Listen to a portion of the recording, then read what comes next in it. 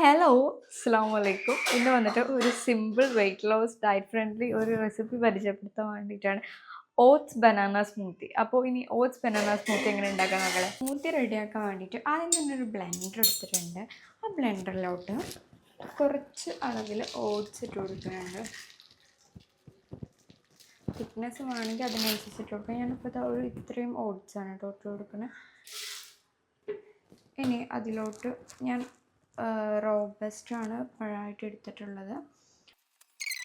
നിങ്ങളുടെ കയ്യിൽ റോബസ്റ്റ് ഇല്ലാന്നുണ്ടെങ്കിൽ ചെറുപഴം യൂസ് ചെയ്യാം. പിന്നെ നേന്ത്രപ്പഴം എടുക്കാതിരിക്കുന്നതാവും ബെറ്റർ. പിന്നെ ഈ റോബസ്റ്റിന് പകരം നിങ്ങൾക്ക് ആപ്പിൾ യൂസ് ചെയ്യുക. ഇനി നിങ്ങൾക്ക് വേണമെങ്കിൽ ഒരു ആപ്പിളിൻ്റെ പകുതിയും പിന്നെ ഒരു റോബസ്റ്റും അങ്ങനെയൊക്കെ യൂസ് ചെയ്യാം കേട്ടോ. കംപ്ലീറ്റ്ലി കസ്റ്റമൈസബിൾ ആണ്. അപ്പോൾ ഞാനിപ്പോൾ ഒന്ന് ഭയങ്കര ലേറ്റായിട്ട് മതി എനിക്ക് ഇതുകൊണ്ട് എടുക്കേണ്ടത്, കാരണം ഇവിടെയൊക്കെ ക്ലീനാണ്. പിന്നെ അതിലോട്ട് കുറച്ച് പാലാണ് ആഡ് ചെയ്ത് കൊടുക്കുന്നത് കേട്ടോ. അപ്പോൾ ഇത്രയും പാൽ ആഡ് ചെയ്ത് കൊടുക്കുക. നിങ്ങൾക്ക് വേണമെങ്കിൽ പകുതി പാൽ പകുതി വെള്ളം അങ്ങനെയൊക്കെ നിങ്ങൾക്ക് എടുക്കാം. ഞാൻ കുറച്ച് പാലിൽ തന്നെ ആയിക്കോട്ടെ എന്ന് കരുതിയിട്ട് കുറച്ച് പാൽ എടുത്തിട്ടുണ്ട്.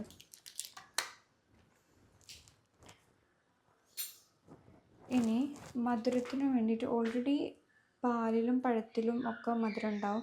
ഞാൻ എന്നാലും ഒരു ഡേറ്റ്സ് ആഡ് ചെയ്ത് കൊടുക്കുന്നുണ്ട്. നിങ്ങൾക്ക് 2 ഡേറ്റ്സ് ആഡ് ചെയ്യണമെങ്കിൽ 2 ഡേറ്റ്സ് ആഡ് ചെയ്യുക. ഇനി ഹണി ആഡ് ചെയ്യണമെങ്കിൽ അതും ആഡ് ചെയ്യുക.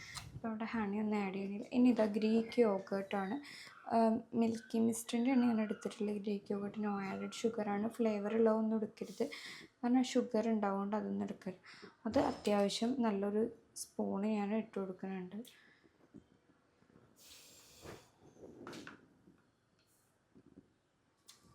ഇനി ഇതൊന്ന് ബ്ലെൻഡ് ചെയ്തിട്ടെടുക്കണം. അപ്പോൾ സ്മൂത്തി ഇത് അവിടെ റെഡി ആയിട്ടുണ്ട്.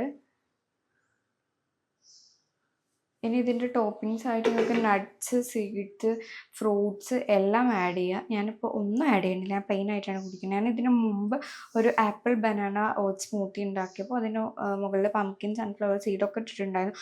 ചിയാ സീഡ് സോക്ക് ചെയ്തിട്ട് അതും നിങ്ങൾക്ക് ടോപ്പിങ്സ് ആയിട്ട് ആഡ് ചെയ്യാം. ഞാനിപ്പോൾ ഒന്നും ആഡ് ചെയ്യാതെ പ്ലെയിൻ ആയിട്ടാണ് ഇത് കുടിക്കാൻ പോണത്.